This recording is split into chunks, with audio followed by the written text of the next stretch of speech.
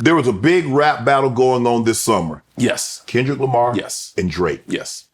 Who won? I know nothing about this. You don't know anything? All I know is the headlines. I'm the one person, the one breathing human being who did not hear bar one of this beef. I haven't heard any music, any tracks, nothing. So this is all new to me. Who won? Man, I love Who won and why? Man, You started it out. I was like, man, I love this guy. But just on pure just play Drake. They play it all the time. If there's not going to be a game, a football game, a basketball game, or anything that you go to where the home team is winning, where you're not going to hear they're not like us. Kendrick Lamar. Yes, Kendrick won. Okay, so because it's isn't it the most played disc in history already? I think it's the biggest song this summer. I need to check this out. I've been living under a rock. I need to check this out. Yeah. All right. Kendrick Lamar. Right on. Who of your current rappers going? You got Kendrick Lamar, you got Drake. I mean, you got these young, so I kinda, 5 babies. I kind of Little Big, duh. I kind of drifted away from hip hop right around Drake, and I think I always thought Drake was extremely talented. Again, I love wordplay. I think his stuff is very well thought out. I think he's very poetic. I like the way he adds music into the songs. Like, I don't have enough depth of field to evaluate anybody current. He was like the last one where it becomes fade to nothingness. Right. Well, you mentioned it earlier. This is your final year in WWE. This is it, 2025. This is it, man. Yeah. And so when you look at farewells, I mean, Kobe got a farewell, Kareem got a farewell. I mean, everybody's waiting for LeBron to get his farewell. I think the thing is Tom Brady didn't get that because we didn't really know Tom was going to retire. He just like, okay, I'm done now.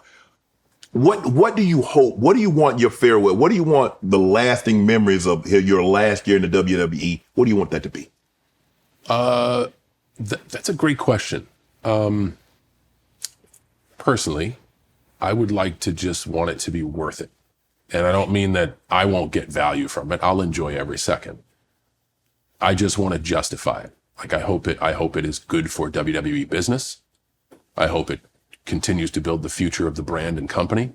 I hope that the events are satisfying for the audiences.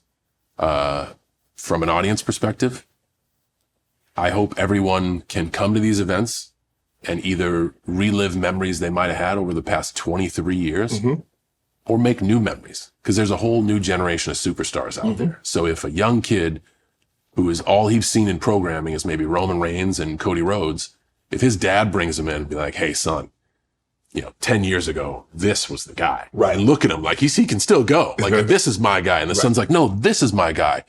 I've heard so many stories from families about like, hey, one time my dad took me to wrestling. We watched you. Now I'm a grown man and I realize that was my way of my dad bonding with me. Thank you for that. So like, if the tour can do that, that's awesome. And I don't see... You have a 0% chance of doing that if you just say, I'm done. Right. We're not pure sport. The benefit of what we do is we're sports entertainment. Amen. So I can be like, the body doesn't feel, I have a choice. I could hang around for another 10 years and do like a match a year and maybe progressively get worse with my skill set, or take an honest look at myself and be like, I can do like 30, 40 dates this year. Make it a thing, tell everybody this is it, which it is, be able to close the chapter in my life, move on to things that I'm curious and enthusiastic about, and hopefully create some moments and let people take away from it whatever they want. I want it to be worth it. What would it mean for you? You're tied currently with Ric Flair, 16-time world champ. To get number 17, who would you like to fight? The Rock, Randy Orton, Logan Paul, CM Punk, Cody Rhodes, Roman Reigns. Who would you like to fight? That match to win the title. So I think that's a thing because of the legacy that Ric Flair has, and certainly I've been fortunate enough to win. You ain't going to beat down Ric Flair, are you? I personally know Rick, and he has a good chance of winning that fight. I don't know if that's going to happen. I think what's interesting about the tour is there are some jackpot long shot scenarios where it can happen. But to win a number one contendership in a story-driven purpose, you have to earn it. Right. I had my chances. I've been a part-timer now since like 2018. That's 6 years. Right. I've had my chances of coming back and being like, I want you in a match. I haven't won a match since 2018. Wow. That's a slump. That's a lot of L's. Step one, I need to bust a slump. Right. So with all of those things into play, I don't want it, like I said, I want it to be worth it to the audience. So if I come back and push the champion and be like, you and me in a match, the audience will immediately see through that as he just bumped his way to the front of the line, and the guy I watch every week who's earned that spot, he just took it away from him. That's stupid. Right.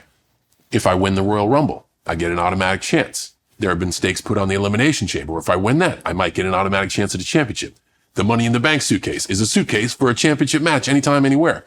So that's what's cool about doing it over a year. Mm-hmm. There are these lottery chances where I can be like, yo, he may break the record. If that's even an option, I got to start winning in January, and I might earn a shot by December. Wow. And at that point, I don't give a fuck who it's with, as long as I can just get a chance. Right. But I also, having been that champion, I respect the process, and I don't ever want to take somebody's spot, man. I don't ever want to take somebody's spot, you know? Triple H said, you're the GOAT. I had Ric Flair on here. He said Shawn Michaels is the GOAT. Who's John Cena's GOAT of WWE? Gosh, that's a good question. You know, I think that's what's interesting. I can name my top 4 hip hop artists because I have no skin in the game. Yeah.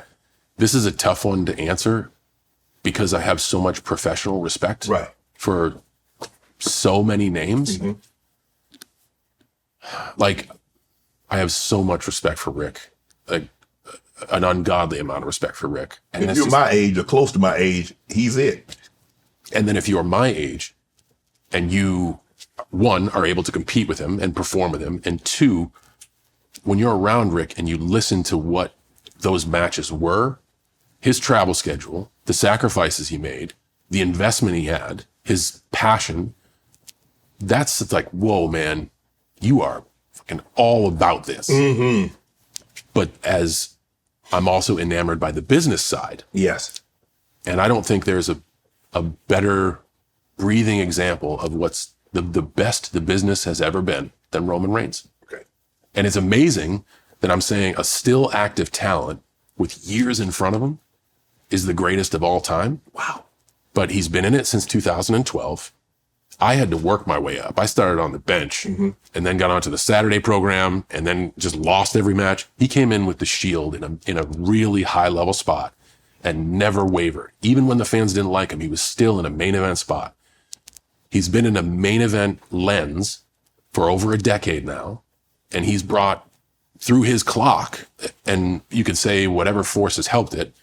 But in 2012, the stock was trading at $11. WWE or TKO stock's now at 117. Wow. That's on his shoulders. There isn't a better indication of, and I know it's a team effort, nobody does it alone, but like when you say, hey, that to me is like, that's some serious shit. Yeah, and for me, I got to give her respect where respect is due. And Joe's smart, passionate about the business, multi-generational athlete, has respect for his family, has respect for the locker room, has respect for the business. He's a very, very smart performer and somebody I respect. He would be my greatest of all time. Want to join Club Shay Shay? Become an official member by hitting that subscribe button, where you never know who's going to be joining us for drinks and conversation. Don't be late to the party because you know we like to do something before 2 something.